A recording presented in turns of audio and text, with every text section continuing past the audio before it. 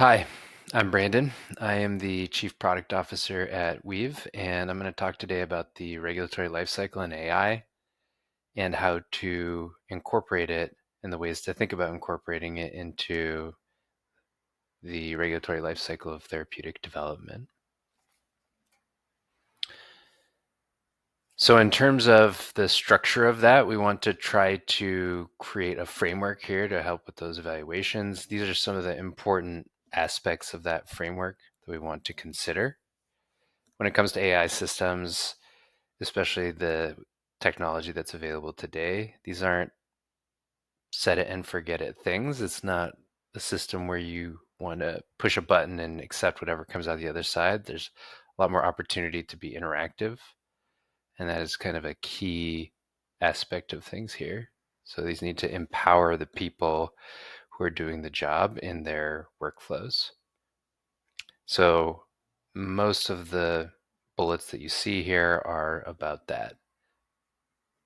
Identifying solutions that standardize workflows that conform to the workflows that already exist, where they're returning capacity back to the teams, back to the folks who are doing the work, so that they can focus on higher order work like strategy, interpretation, planning, and less on things like pulling data together, organizing it, drafting content. And at the end of the day, above all, we want to find opportunities to accelerate the time to get into trials and eventually ultimately into the market. And so for today, we're going to do this in three parts.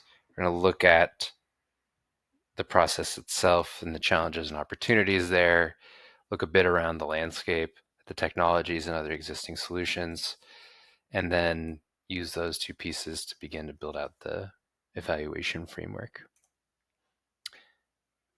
So first of all, looking at the challenges in the drug development process. Drug development is very long, very costly. I think that's extremely well known. It can take a decade, billions of dollars to successfully bring a drug to market. Something that people, I think, appreciate, but it often goes overlooked, is that it really is an entirely regulatory process at the end of the day. The process of bringing a drug forward to market until you're selling it is about convincing yourself and regulators that it is safe and effective for patients. And so this is what that regulatory process looks like at a 30,000 foot view. And this is pretty familiar to folks who are doing drug development. In that framing of drug development as a regulatory process, the the birth of the drug effectively is at the IND. So this is where the regulatory journey properly begins. This is the filing that drug companies are submitting when they want to advance into trials to get permission, in the case of the US, from the FDA to do that. And it is a crucible. It is an incredibly intense time for any company as they're going through this. Until this point, a lot of things are happening independently, but in the weeks and months preceding the IND submission, everything is coming together, and that creates a lot of intensity for the team. And first and foremost, there it is the stakeholders. It's all the different people who are contributing data, preparing the submission, strategizing, interpreting data, and so on. And it touches literally every single person in the company, from executive management through program management, who are making sure that everything is happening on time as much as possible and everyone knows what part they have to play at any given moment. The scientists and SMEs who are contributing data, interpretation, reviewing content, and ensuring that it's accurate. And the folks who are actually drafting content, the regulatory writers and the regulatory affairs teams who are formulating the strategy, making sure that the narrative makes sense, is aligned to the business strategy, and that the data and the submission reflects that. There's a lot of different people coming together in this moment and a lot of different data as well. You've got non-clinical data, CMC data, your clinical protocol, a whole bunch of administrative information. And it all has to come together in a very short period of time. So that's intense.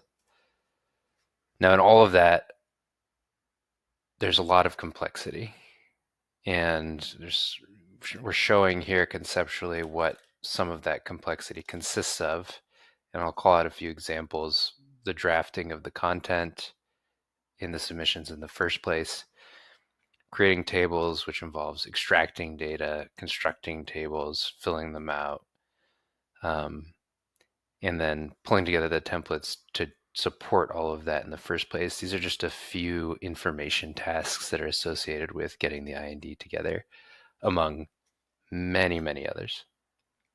They do all have, or for the most part, have one thing in common, though, which is that they all entail some form of information transformation. When we're summarizing information, we're going from a study report to a few paragraphs. When we're creating a tabulated summary, we're going from a study report to a table. When we're preparing the document for publishing, we're building XML metadata that reflects the contents of the study and the nature of the drug and the submission. And the list goes on and on and on. So the heart of most of this work is information transformation. And that is the kind of key theme here. So let's pause on that note for just a second, and I'm going to come back to it. But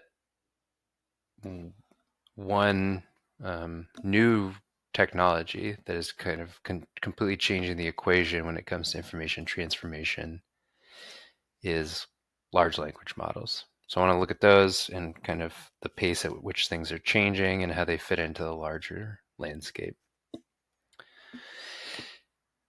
And I think it will come as no surprise that that landscape is changing extremely rapidly.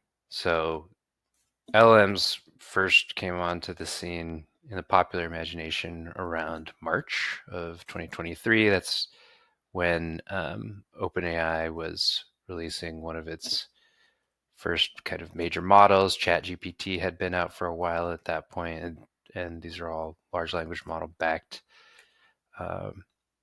products. And so here's a snapshot comparing March 2023 to now, September 2024, and how things have changed in the interval of time, which is in tech, a lifetime, in drug development, a blip, but a lot has changed in that time.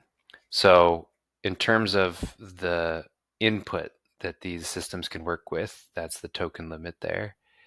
We've gone from about being able to work with about 12 pages of input to now 190 pages. That's a 16-fold increase in 18 months. There's not a lot you can do with 12 pages, but there is a lot that you can do with 190. So already right there, the application space has dramatically opened up. They're much faster now, for almost 5 times as fast. They are a lot cheaper now, almost 10-fold cheaper. And then getting into some less quantitative aspects of these, the quality has been improving. This is one of the hardest things to measure and quantify here, and something that we'll talk more about in other presentations. But I can tell you from my own personal experience that they have gone from good to better, and would only expect that to improve. Whereas the initial models could only work with words, now they can work with words, tables, images, and who knows what else might come. So they're multimodality now, a lot more flexible. And in the beginning, there was only OpenAI, and now there are more than you can count or even keep track of: OpenAI, Anthropic, Google, and Meta, just to name some of the bigger ones. But there's a slew of small companies entering the space as well. And there's plenty of options to choose from in terms of providers. The reason we're looking at LLMs here is they are wonderful tools for information transformation. And that brings us into this next slide where we're looking at the larger landscape. So how do LLMs fit in here? They are extremely powerful tools for transforming information, generating text, structuring information. They're very easy to interact with. You can use natural language. You don't need to learn how to code. You don't have to learn how to interact with a piece of software. You can just talk to it like you would another person, and it responds and does things. That being said, they are hard to master. There's this concept of prompt engineering, which is you have to think about and be intentional with the way that you ask the system, the models, to do things for you. So they are easy to pick up, but to get them to do exactly what you want and to get them to do it consistently, that takes some finesse. They're evolving very rapidly. That's a big challenge for folks if you're not following the industry intimately to keep track of what's the best in any given moment. And they're not very transparent. It's hard to know, it's impossible to know what they're effectively thinking and where the information came from in their output.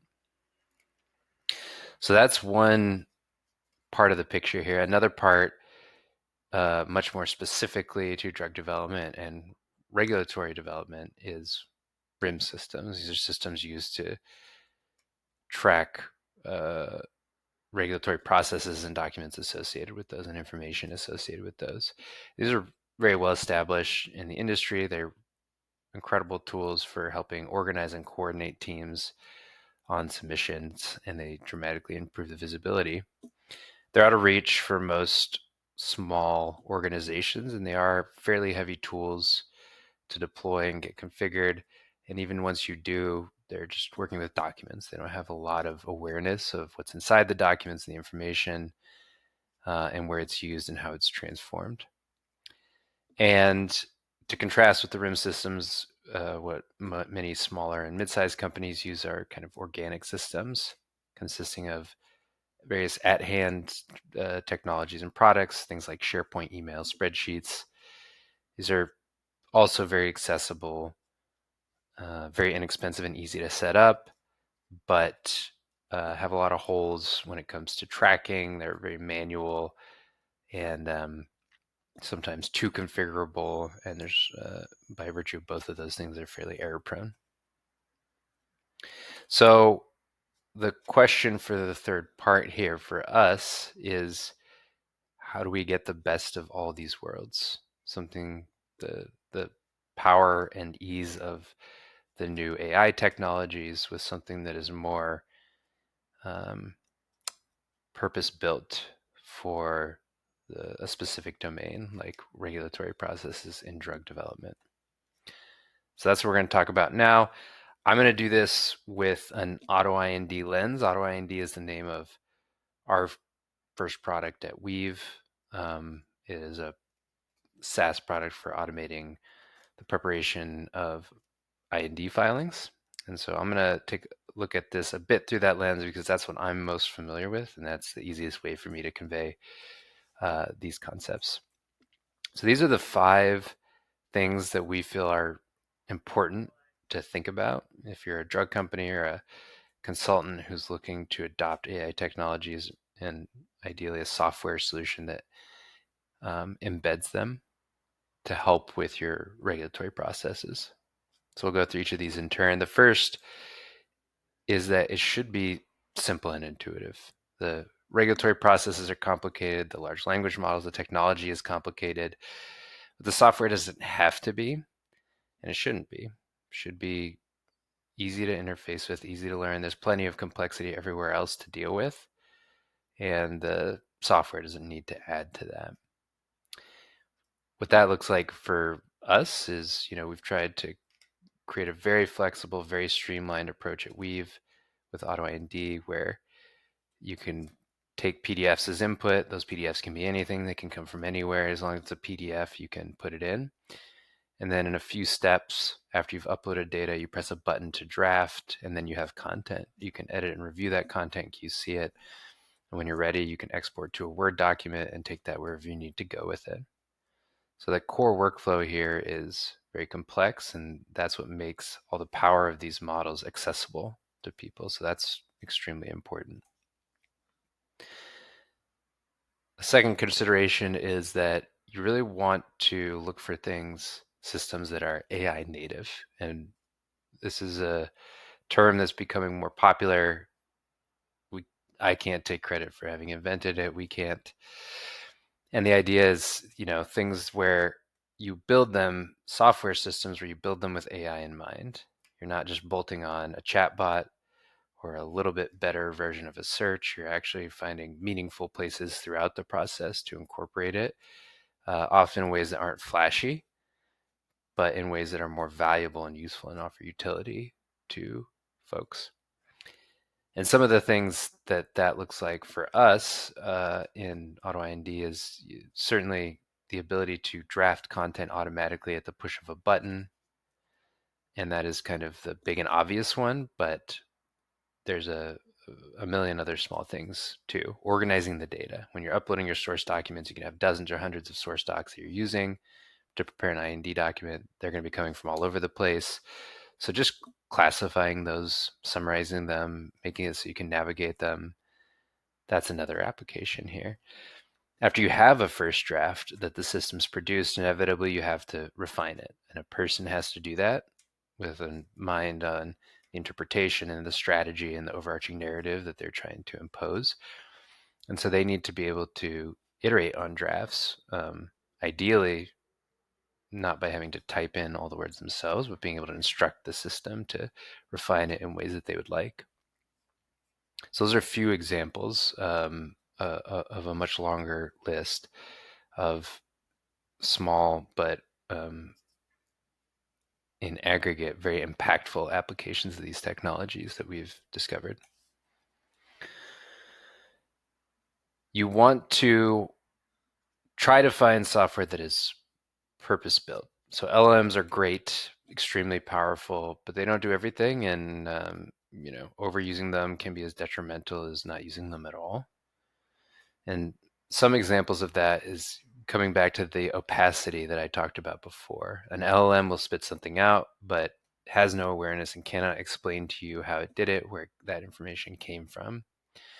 And so you need some other approach to answer that question. That's something that is, for us in AutoIND, reference tracing. Use a separate algorithm to take the content that comes out of the LLM and trace it back to where it came from in the source document. Another challenge is working with tables, and this is thankfully getting easier and easier as the models have become more sophisticated. But again, constructing complex tables to convey complex technical information, making those editable, modifiable, and traceable is another thing that you don't get easily or for free with a large language model, and it requires some framing in software to be able to do effectively. So you want to look for software where it is built specifically to amplify the greatest powers of LLMs and mitigate the weaknesses. And of course, ideally, you want something that is aware of your process. That means fewer choices that you have to make about setting it up and fewer compromises when it comes to using it for what you're trying to do. Something that is specific to regulatory processes in drug development is going to have hallmarks like these. You're going to need to collect and organize your data, draft content, review and iterate on the content, verify it at the end of the day before you go into publishing. And then you're going to have to publish, which is prepare it for submission to the FDA. And all of that is very organization specific. So there is no one size fits all recipe for drafting an IND from source documents. That's something that has to be customized to a greater or lesser degree for any given organization. And so being able to do that is as important as having the ability to do it in the first place. And then finally, and this is less about the software that you look for and more about the company that you choose to buy from or partner with to get that software. And that is the importance of being nimble and knowledgeable. So software, there's a very broad range of software companies out there. Some are very modern in the sense that they are very customer focused and iterative in their development. and very rapid in developing and responding to what customers need. LLMs are an entirely new technology, and familiarity and expertise with those is very important here. It's not just yet another software. It's presents a whole new crop of problems that have to be dealt with in knowledgeable ways. And to that same end, it's important that the folks you're working with understand LLMs and understand their own system in a scientific way. You can't take for granted what is going to come out on any given push of the button. These are just stochastic systems by design, and that is part of what gives them their power, but it also means that you don't get the same answer every time, and it takes some savvy to understand if and how it's changed, and if that change is meaningful. And that requires a scientific, i.e. systematic approach to characterizing and working with those systems, technologies. So in closing, I think the couple of take-home points here are that information transformation underpins a great deal of regulatory processes, and it's unique in regulatory in drug development. And if you're able to find the right tools here, the potential is incredible.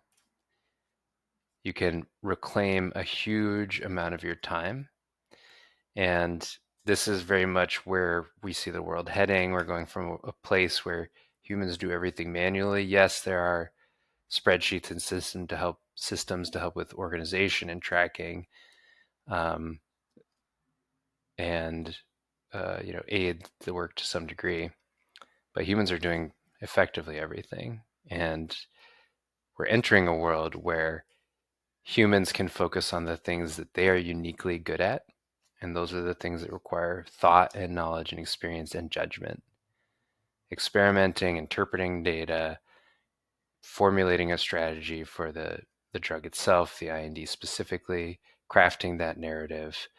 These are things that humans will continue to do. I would say forever. I think there are limits to what AI is capable of, and I don't know exactly where they are, but I know that a lot of those higher level judgment type activities are going to continue to be with humans certainly for a long time. And you can hand off the rest to the AI. The tedious things of extracting data, putting that into tables, organizing all the files, summarizing it, formatting documents, linking documents. These are things that intelligent systems and technologies are very good at and increasingly good at. And if we embrace this reality, then we can turn this IND bottleneck into much less of a crucible and much less stressful for us as a team, much less risky for us as a business. And the key to all of that is embracing these new technologies that are coming forward and embracing information transformation, because it touches so many aspects of the regulatory process. Thanks so much for coming and listening. I appreciate it. If you are interested in learning more about Weave or AutoIND, please don't hesitate to reach out to us. We'd love to show you what we've been working on and a very concrete and tangible view of how these technologies can help you today. Thank you.